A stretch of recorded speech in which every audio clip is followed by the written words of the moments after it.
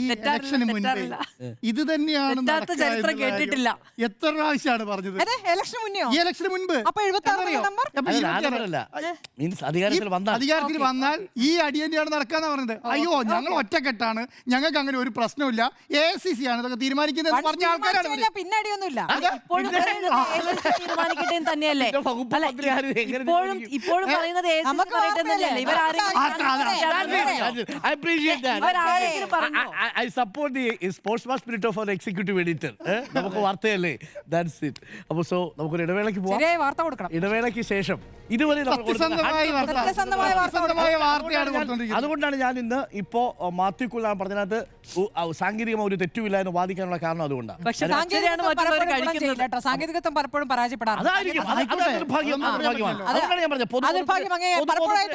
സാങ്കേതികമായി ശരിയായിരുന്നു. എനിക്ക് തോന്നുന്നു ഒരു മീറ്റർ ജസ്റ്റ് ഫുള്ള് സാങ്കേതികമായിരുന്നു.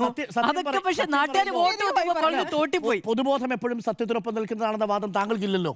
പൊതുബോധം എപ്പോഴും സത്യത്തിനൊപ്പം എന്തിന് ജനവിധി സത്യത്തിനൊപ്പം നിൽക്കുന്നില്ല എന്ന് പറയുന്ന ആളുകളുള്ള തെറ്റായ കണക്കാണെന്ന് അങ്ങ് പ്രഖ്യാപിച്ച 2021 ഞാനുണ്ടായിരുന്നില്ല.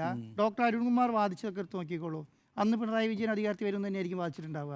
മനസ്സിലായി പറയട്ടെ, തോക്കിൽ വിളിക്കല്ലേ ഇപ്പോഴും പറയട്ടെ. അപ്പൊ നിങ്ങൾ ആരും വന്നിട്ട് സർട്ടിഫിക്കറ്റ് കൊടുത്തിട്ടില്ല. മനസ്സിലായോ? 49 സീറ്റ് 41 സീറ്റിലേക്ക് തോറ്റല്ലോ. അന്ന് ഒരാൾ വന്ന് സർട്ടിഫിക്കറ്റ്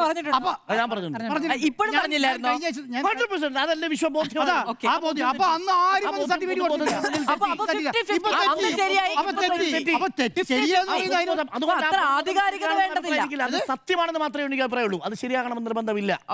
ജനവിധി ശരിയാകണമെന്നില്ല. അണ്ടർലൈൻ ചെയ്തു വെക്കണം. ജനാധിപത്യത്തിൽ അണ്ടർലൈൻ ചെയ്തു വെക്കേണ്ട സമവാക്യമാണ്. ജനവിധി ശരിയല്ല. ജനുവരി ശരിയല്ല എന്നല്ല പറയുന്നത്. സോക്രട്ടീസിനെ വിഷം കൊടുത്ത് കൊന്നത് ശരിയായിരുന്നോ? വിഷം കൊടുത്ത് കൊന്നോ? ജനം വോട്ട് ചെയ്തിട്ട് സംസാരിക്കുന്നത് അല്ല, പറയുമ്പോ ജനാധിപത്യ ചരിത്രം കൂടെ മനസ്സിലാക്കണമല്ലോ.